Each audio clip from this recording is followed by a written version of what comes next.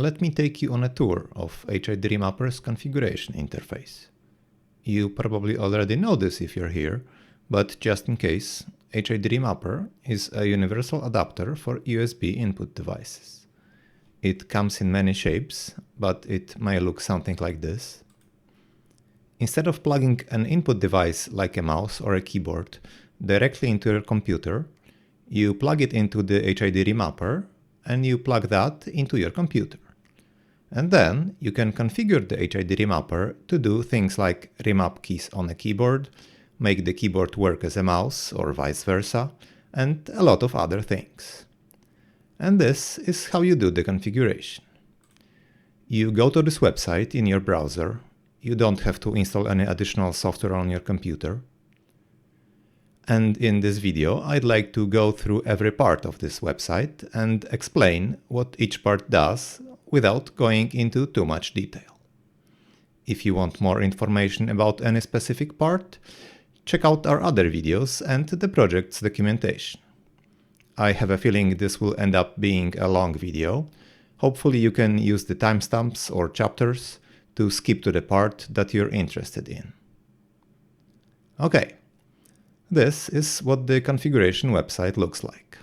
It's divided into several tabs, and it has these three buttons at the top. When you click Open Device, you get a list of HID Remappers that are connected to your computer. If you have more than one, you can tell them apart by these 4 characters at the end. We select the one that we want, and we click Connect. Note that the Load from Device and Save to Device buttons are no longer grayed out. This means that we are now connected to our HID Remapper, and we can load the configuration from it and save the configuration to it. It's important to understand that whatever we do on this configuration website does not affect the device immediately. The configuration and therefore the behavior of the device only changes when we explicitly click the Save to Device button. The Load from Device button takes the configuration that's currently on your HID Remapper and puts it on the screen.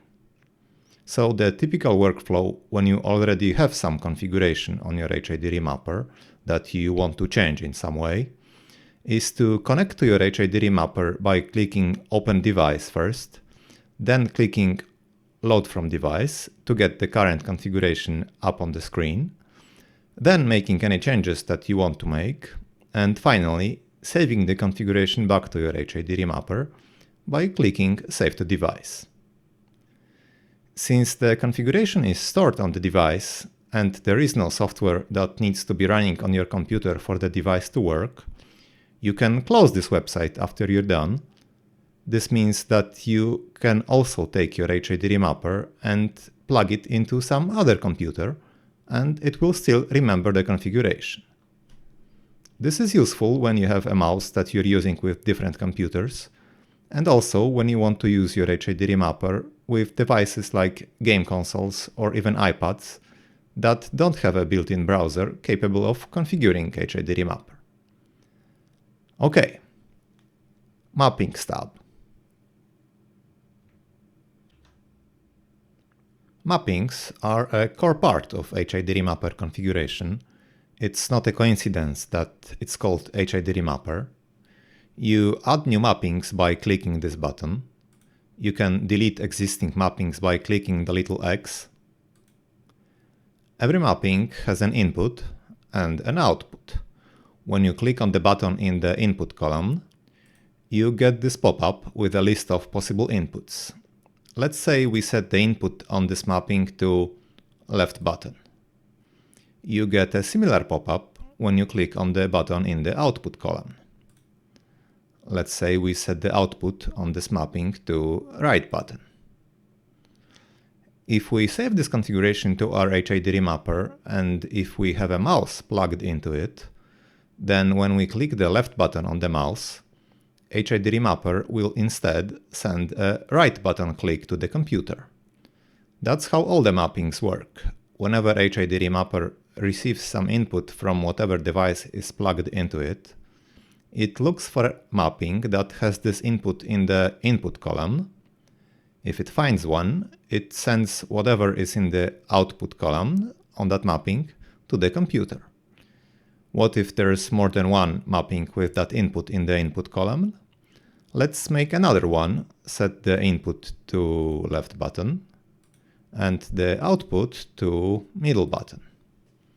With a configuration like this, whenever we click the left mouse button on the mouse that's plugged into HID remapper, both the right button and the middle button will be clicked. So for example, if you wanted some key on your keyboard to work as Ctrl+C, you don't need any advanced features like macros to do this. All you need to do is to make one mapping that presses Ctrl and another that presses C. Let's say we want the F1 key to work as Ctrl+C.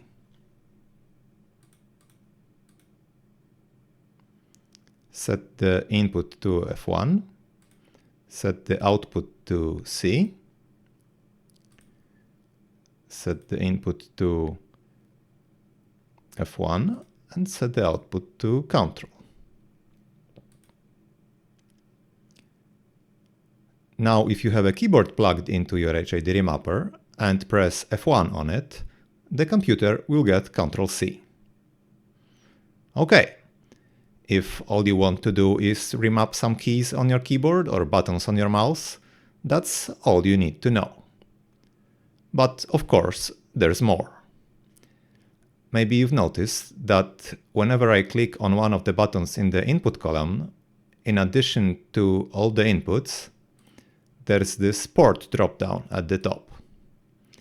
This comes into play when we have more than one device plugged into your HID remapper, either by using a USB hub, or you can also get versions of HID remapper that have a USB hub built in. By default, it's set to all, meaning that this mapping applies to all the devices. If you change it to 1, then this mapping will only apply to the device that's plugged into port 1 on the USB hub. You can see that there's this little 1 in the input column now. That's the port. This is useful when you have two devices of the same type, for example, two mice or two joysticks, plugged into the same HID remapper, and you want them to be mapped separately. Maybe you want one of the mice to work as a mouse and use the other for scrolling or something like that. You can define two sets of mappings and set the ports on them so that one set applies to the first mouse and the other to the second mouse. And just for completeness, you can also set the port on the output side of the mapping. But this only makes sense when the thing that is selected as the output of that mapping is a keyboard LED, like the caps lock LED. If you have more than one keyboard plugged into your HID remapper, this makes it possible to control the LEDs on each keyboard separately. And yes, you can totally control the caps lock, num lock and scroll lock LEDs on your keyboard separately from their OS functions. Okay, moving on. Every mapping has these 4 layer checkboxes. Layers are a feature you may be familiar with if you've used keyboard firmware like QMK before. They let you define sets of mappings that can be active at different times. For example, you could have several layouts on a keyboard and switch between them either momentarily or for longer periods of time. The layer 0 is active by default. It's active when no other layer is active. Let's make two mappings. One will be active on the default layer 0 and the other will be active on layer 1.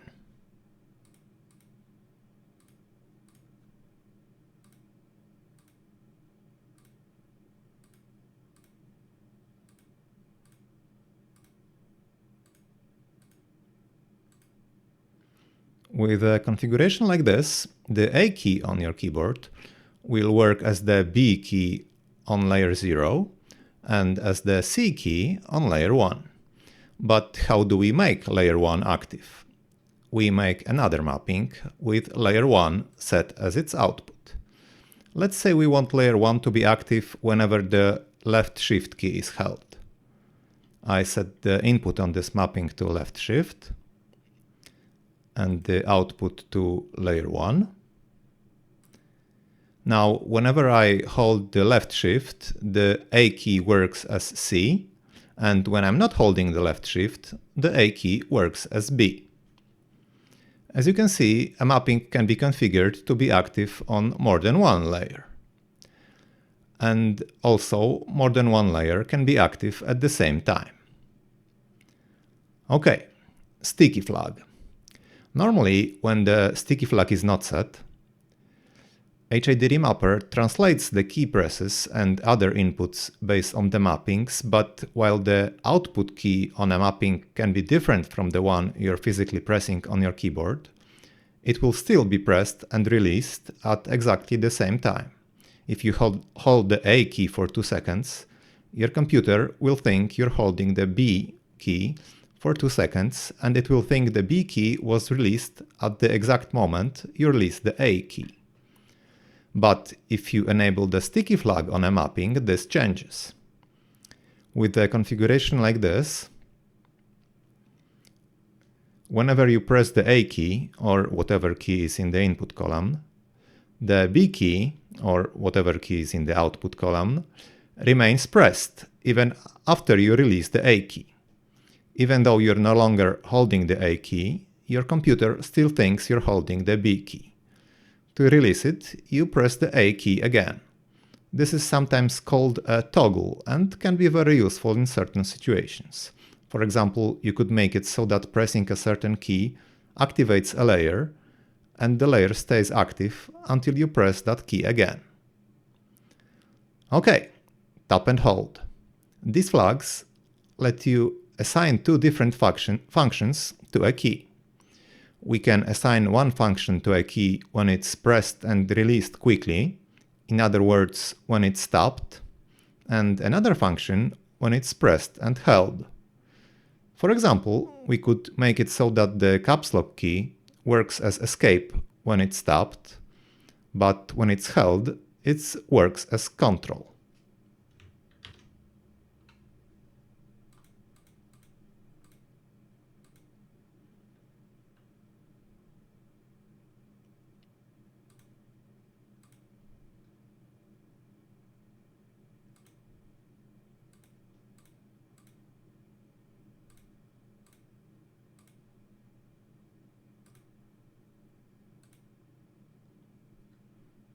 Okay.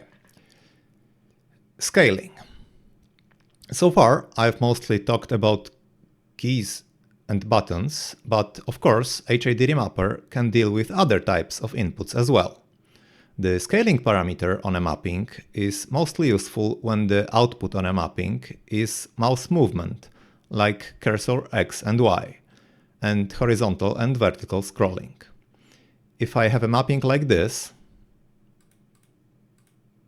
with cursor X set as both the input and the output, changing the scaling parameter will change the speed at which the cursor moves. If you set it to a negative value, like -1, it will make it so that when you move your mouse to the right, the cursor goes left. And by the way, you can have a mapping where the input is a keyboard key and the output is cursor X, and it will make it so that pressing that key moves the mouse cursor.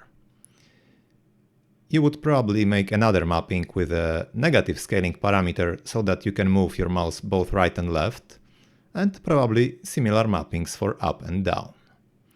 This may be less obvious, but you can also make a mapping that has cursor X as the input and some key or button as the output. Then, whenever you move your mouse to the right, that key will be pressed. If you want to reverse it, you can make the scaling parameter negative, then the key will be pressed when you move the mouse to the left. Okay, let's move on to the Settings tab.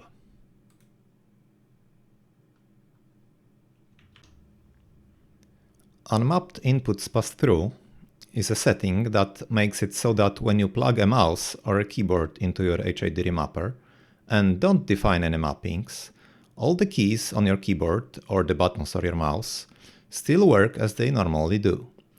This makes it easy to remap just one key on the keyboard without having to create 100 trivial X to X mappings for all the other keys that you just want to keep their normal function. You just define one mapping for the key that you want to change, and the rest of the keys continue to work as if your keyboard was plugged directly into your computer. And of course, if you only want a few of the keys to do something, and the rest of them to do nothing unless you define an explicit mapping, you can disable this setting. As you can see, it's a per layer setting, so you can have it enabled on layer 0 but disabled on layer 1, for example. Keep in mind that this pass-through only works within the confines of the device type that your HID remapper is currently configured to act as. We will get to the emulated device type in a second. Just remember that if HID remapper is configured to act as a keyboard, it will not pass through joystick inputs, even when this setting is enabled, and vice versa.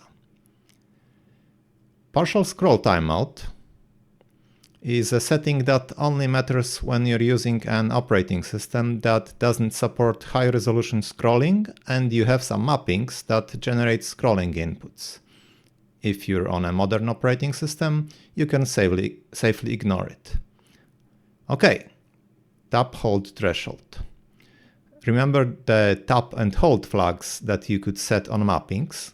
This setting lets you tell HID remapper what should be considered a tap and what should be considered a hold. By default, when you press and release a key within 200 milliseconds, it's considered a tap, and when you hold the key for longer than 200 milliseconds, it's considered a hold. And with this setting, you can change the cutoff value. GPIO debounce time. As you may or may not know, in addition to plugging devices into HID remapper USB input ports, you can also wire external buttons or switches directly to GPIO pins. This is useful if you want to add an extra button or two to your setup, and you could conceivably make entire macro paths and things like that using this feature. Debouncing is something that's needed because of the physical characteristics of buttons and switches, or at least some of them. Often when you press or release a button, there's some noise before the button settles in on the on or off state. To avoid multiple key presses when you only pressed your key once, a technique called debouncing is used. The default 5 milliseconds debounce time should be fine in most cases. Macro step duration. We haven't talked about macros yet, but spoiler alert, they're sequences of key presses that you can define and assign to some key or button. Then when you press that key, the sequence is played out. This setting lets you control how long each key press in the sequence lasts. When you're using macros to input some predefined text, the default 1 millisecond duration is typically what you want. It will make the text appear as quickly as possible. But if you want to use macros for things like automating input sequences in a game, for example, you might need to slow down the macros execution, because otherwise the game might not register the inputs properly. This is currently a global setting, so it applies to all macros, and it can be set between 1 and 256 milliseconds. Override polling rate. This setting can be useful with certain mice and trackballs. The way USB input devices normally work is that each device declares a polling rate that your computer then uses to get inputs from the device. So, for example, if a mouse says it wants to report at 125 Hz, that's the polling rate that your computer will use. But as it turns out, some mice are capable of higher polling rates than what they declare. And a higher polling rate is beneficial in some situations. It can give you lower latency and smoother inputs. So if you have a mouse that's capable of a higher polling rate, but by default uses a lower polling rate, you can try this setting and see if it helps. It won't work on all mice, but it does work on some. Emulated device type. This is where it gets interesting. So far, I've mostly talked about mouse and keyboard inputs, and HID remapper appears as a mouse and a keyboard on your computer by default. But with this setting, you can make it work as a few different device types. Currently, you can choose from a normal mouse and keyboard, an absolute mouse and keyboard, and a few gamepad types. Absolute mouse is a special mode that's similar to normal mouse, but instead of telling the computer to move the mouse cursor a few units to the right or to the left, it tells the computer the exact screen position at which it wants the cursor. A normal mouse doesn't know where the cursor is, an absolute mouse does. This can be used for certain tricks, and there are a few configurations that do it in the examples tab. Okay, and there are a few gamepad types. If you want to plug your HID remapper into a Nintendo Switch, set the emulated device type to Switch Gamepad. This way you can take a gamepad that is not compatible with the Switch by itself and make it compatible. Or you can do all kinds of crazy things, like play Switch games with a keyboard. Remember, this setting only changes the type of device that HID remapper itself identifies as. You can still plug any type of device into it and remap it any way you like. The PS4 arcade stick device type lets you play certain games, specifically fighting games, on a PS5. And again, you can take any gamepad or keyboard and make it compatible with those games using HID remapper. Unfortunately, there's a few more hoops that you have to jump through on a PS5 that I won't get into here. With the Nintendo Switch, it just works. Stadia controller is just a normal gamepad that you can use if you want to play games on a PC. You could also use the previous two modes. This one is nice because it gets a correct button mapping in a few places by default, and it has analog triggers, which the Switch gamepad doesn't have. The last mode, XAC Flex compatible, is meant for use with the Xbox Adaptive Controller and the Hori Flex. They are accessibility-oriented controllers meant for Xbox consoles and the Nintendo Switch respectively. They both have USB inputs on them that can be used for plugging in external joysticks. But they are both fairly specific about what devices they are compatible with. If you have a gamepad or a joystick that you would like to use with the Xbox Adaptive Controller or with the Hori Flex that doesn't just work by itself, you can use HID remapper to make it compatible. And of course, as before, you're not limited to joysticks and gamepads. You can make anything appear as a compatible gamepad, you just need to configure it the way you want it to work.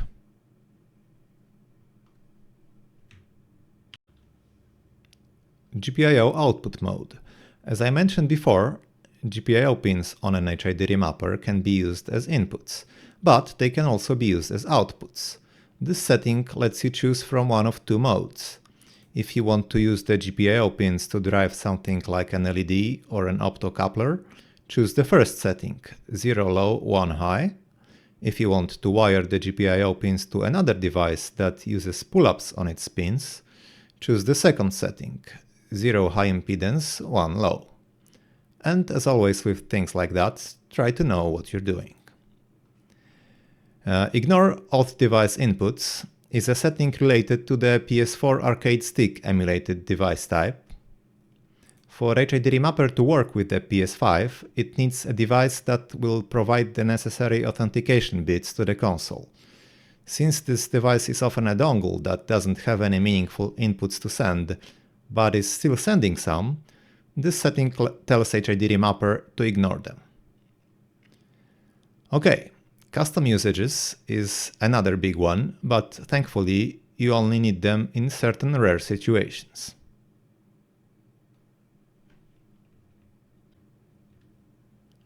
The way USB input devices work is that the protocol between the device and the computer isn't fixed, because every device can have a different set of inputs. For example, a keyboard is different from a mouse, and the gamepads can have different number of joysticks and buttons.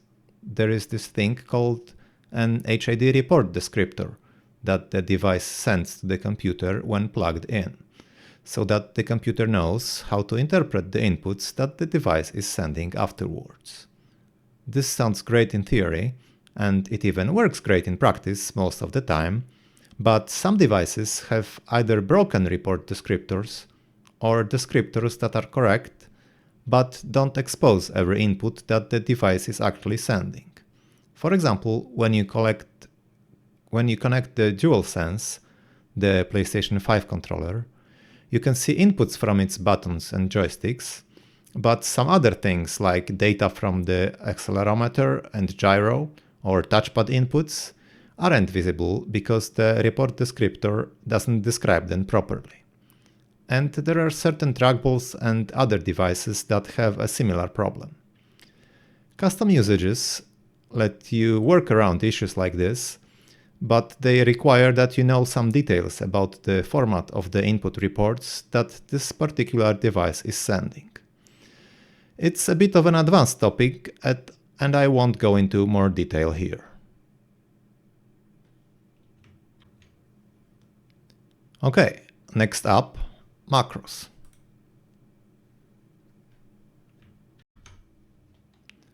Macros let you define sequences of inputs like key or button presses and then play them out or execute them using some key or button. This is how you define them. This button adds a row, and this button adds another item within a row. The way it works is the rows are executed one after another, and all the inputs within a single row are executed simultaneously. So for example, if I do something like this,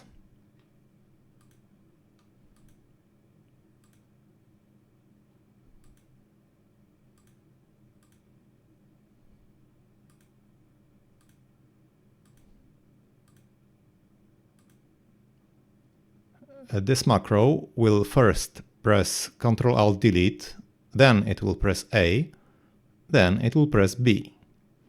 Ctrl-Alt-Delete will be pressed simultaneously. Each macro has this little preview at the top that is visible even when we collapse this. Plus means the keys are pressed simultaneously, and a comma means that they're pressed one after another. How do we bind a key to this macro? We make a mapping and simply set the macro as the output.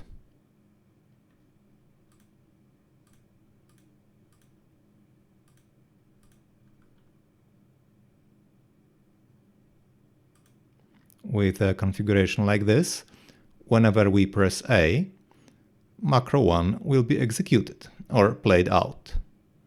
As you remember, the speed at which the macro is played out is determined by this setting here, macro step duration. Every row in the macro will last for however many milliseconds we have set there.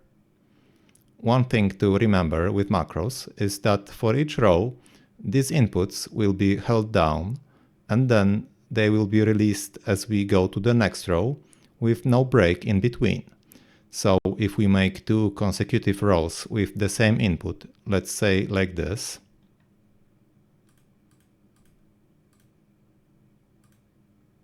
this will not result in the A key being pressed, then released, then pressed again. This will just result in the A key being held for twice the duration of a single step.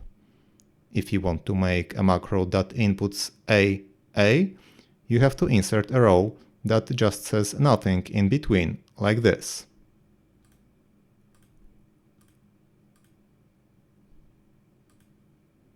This way the A key will be released before it's pressed again. It's not necessary when consecutive steps have different inputs, but it's necessary when they have the same input and you want it to be released in between steps. Okay, going left to right, expressions would be next, but I will skip them for now and come back to them at the end.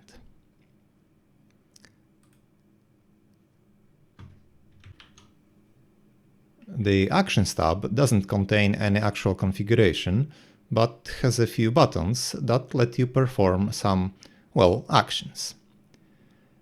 Export JSON can be used to download the current configuration as a JSON file and store it on your computer as a backup, or maybe to program another HID remapper later.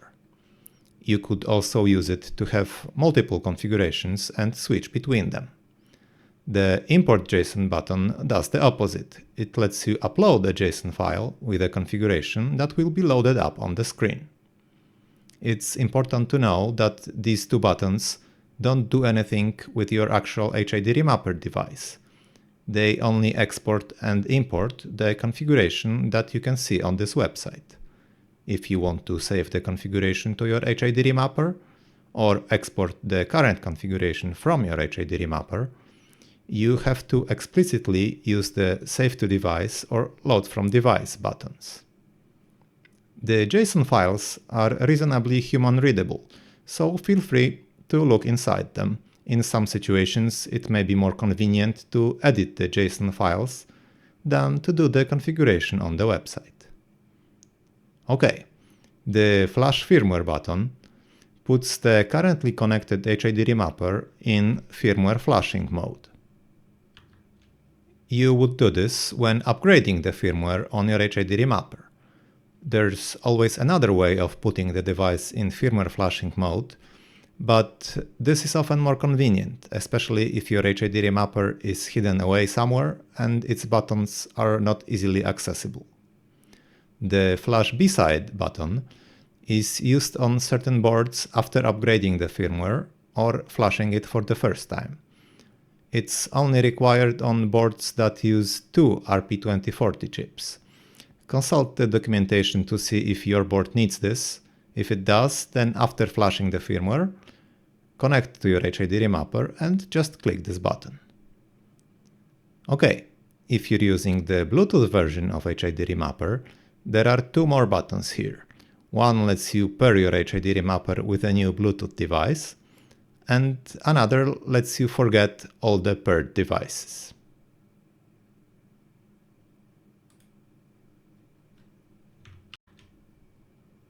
The Monitor tab is a very exciting part of this configuration website. If you connect to an HID remapper, go to the Monitor tab and start pressing buttons or generally doing something with the device that's plugged into your HID remapper, you will see the inputs that it's generating here. So for example, if I have a mouse plugged into my HID remapper and I start moving it, I will see the cursor X and cursor Y inputs here, along with their values. If I start pressing the buttons, I will see the corresponding inputs here, like so.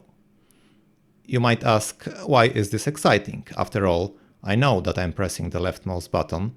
I don't need to be told that. But on certain devices, it's not obvious which button or joystick corresponds to which input. There are mice with more than the standard 3 or 5 buttons. There are game controllers with 15 buttons or more. A flight stick might have a throttle or rudder pedals. Using the Monitor tab, you can easily find out which button does what and which axis a certain physical control corresponds to. It's the closest thing this website currently has to interactive button remapping. It doesn't have a way to just press the button that you want to remap, instead of choosing it from a list. But using the Monitor tab, you can press the button in question and then press this little plus button on the left.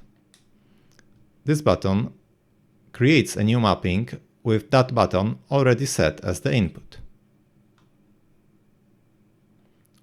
When using custom usages to work around report descriptor quirks, you can use the Monitor tab to verify that your custom usage is giving you the data that you wanted. when you have more than one device plugged into your HID remapper using a USB hub, the Monitor tab can tell you which device is plugged into which port, and you can then create mappings that only apply to that particular port. This is, in my opinion, a very useful tool. Okay, Examples tab. Another great resource, in my opinion. If you'd rather be shown than told how some things work, or if you're watching this video or reading the documentation and you're thinking, okay, but what can I actually do with all of this? This might be just what you need. This tab contains a list of complete HID remapper configurations that you can load by just clicking on them. Some of them are very simple. This configuration just swaps the left and right mouse buttons. Some are pretty crazy with a lot of mappings or complex expressions. Some aren't really practical and just demonstrate some specific HID remapper feature. But hopefully there are also some configurations somewhere in between that are maybe non-trivial, but that do something useful and are simple enough to understand just by looking at them. Some will only make sense if you have a specific type of device plugged in, like a game controller, but it may still be worth checking them out even if you don't, because there might be a small part of the configuration that you can use for your needs. I encourage you to go through them and see if something catches your eye. And again, you just click on the example. It's loaded here. You don't even have to save it to your HID remapper. You can just study it and maybe it gives you some ideas. Okay, finally, expressions. Probably the most advanced feature of HID remapper and the least user-friendly, but also arguably the most powerful. If you go through the list of examples in the Examples tab and you notice something that doesn't seem like it should be possible with just the things that we talked about in this video so far, chances are that the configuration uses expressions. Expressions are little programs written in a special language. They are useful when you want a more complex relationship between a number of inputs than a simple one-to-one mapping, or when you want to perform some calculation that is more complex than a simple scaling, or when you want some time-based rules that go beyond what you can do with the tap-hold functionality. Here's what they look like. The syntax is very simple. It's basically the reverse Polish notation, or RPN for short, also known as the postfix notation, where you would normally write something like this.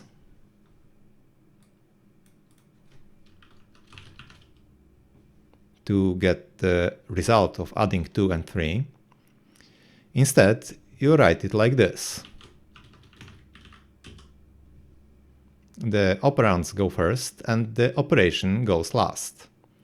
This eliminates the need for parentheses because the order of operations is determined by the order of the operations in the expression.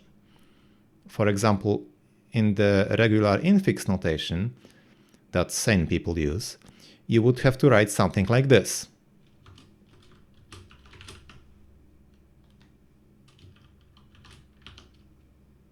So that the computer knows you want 2 and 3 added first, and then multiplied by 4.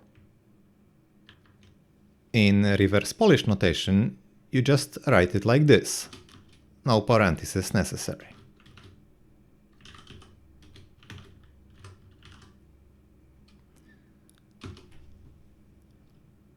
What actually happens when an expression like this is evaluated is the computer, or in our case HID remapper, keeps a stack, which is a data structure that you can put values on top of and take values from the top. When it sees a constant like 2 in the text of the program, it just puts it on top of the stack. When it sees 3, it just puts it on top of the stack. When it sees an operation like add, it takes the 2 topmost values from the stack, adds them together and puts the result of the operation on top of the stack. And this is pretty much all there's to it when it comes to how expressions work. You can put constants on the stack, and you can perform operations that take something from the stack and put something on the stack. For this to be useful in HID-remapper context, we also need a way to fetch input states from the devices plugged into HID-remapper and use the results of expression evaluation as outputs that will be sent to the PC that HID-remapper is plugged into. Here's how you would do that. For example, to fetch the input state for the horizontal mouse movement, you would write something like this.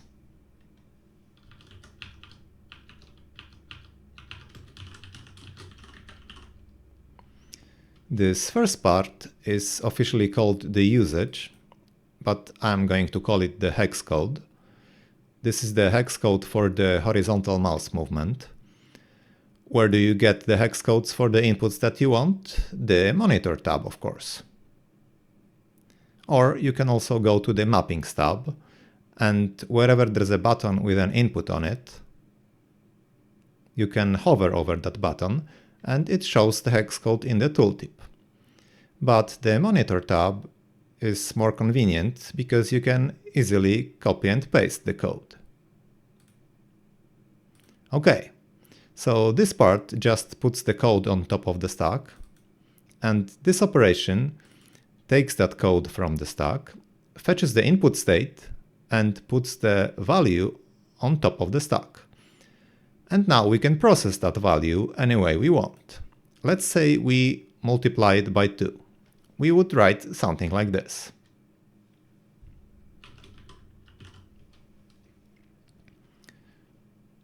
Of course, if this was all we needed, we could have just used the scaling parameter on a regular mapping. But this is just an example.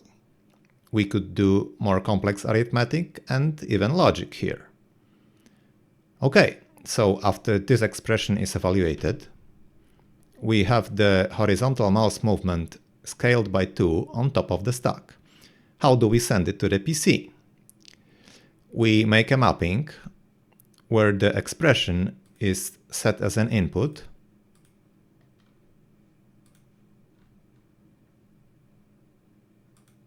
and whatever we want to use the result of the expression as is set as the output. So for example, we can make a mapping with expression 1 as the input and cursor x as the output. That's one way. Another way is to use registers. Registers are another way of storing data inside expressions besides the stack. They are like variables in a normal programming language. There are 32 of them, and they are useful because, as I said, we can use them in mappings. So instead of setting expression 1 as the mapping input here, we can set it to register 5. Now, whatever value is in register 5 after expression evaluation will be used as the cursor x value that's sent to the computer. To put a value in the register from inside an expression, we do something like this.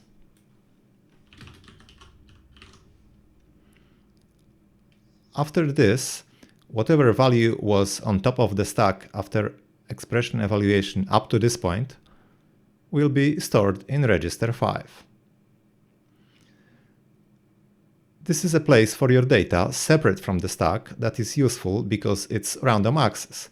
You can read and write the register from any point in the expression. And it's also useful because the contents of the registers are kept between subsequent frames. Where the stack starts empty every time an expression is evaluated, the registers keep the values that they had on the previous evaluation. This can be used for things like counters or keeping an average of some inputs, like if, for example, you wanted to use the expressions to smooth the inputs coming from a mouse. To fetch the value that is currently stored in the register, you write something like this.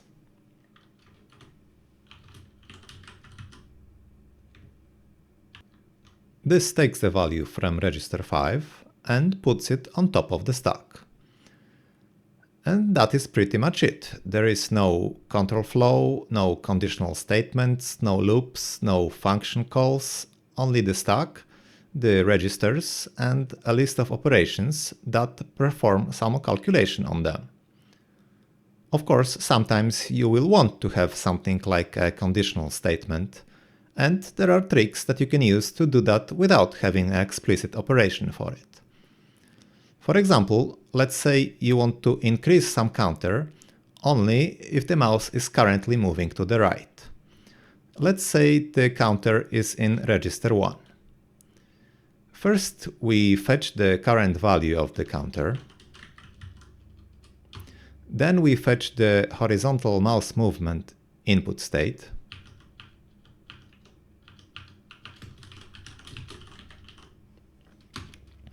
Then we check if this value is greater than 0. This means that the mouse is currently moving to the right. The GT operation looks at the two topmost values on the stack, so it looks at the input state that we just fetched from the mouse and at the 0, and then if the first value is greater than the second, it puts a 1 on the stack, otherwise it puts a 0. So now we have the following values on the stack. The current value of the counter that we want to conditionally increment from this, and either a 1 or a 0, depending on whether the mouse is moving to the right or not. So if we do the add operation now, the value we will get will either be the previous value of the counter or that value plus 1. Which is exactly what we wanted. All that's left to do is put the value back in the register.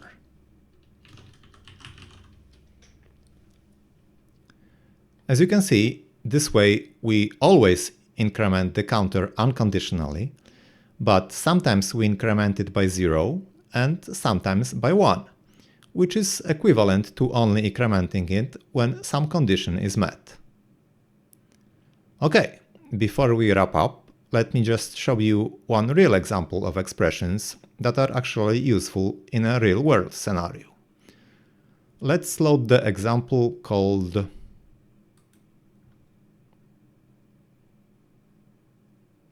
Custom Board V8 Analog Stick. As you can see, the configuration has two mappings.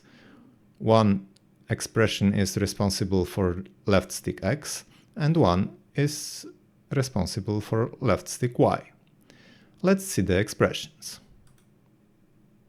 It's very similar to what we talked about a minute ago, and it even has comments. Yes, you can have comments in your expressions. Just keep in mind that they are not preserved when you saved and load the configuration from your HID remapper. So if you want the comments to survive, export the configuration to a JSON file. These expressions are meant to convert raw readings from an analog stick wired to GPIO pins on an HID remapper to useful values for the left stick on an emulated gamepad.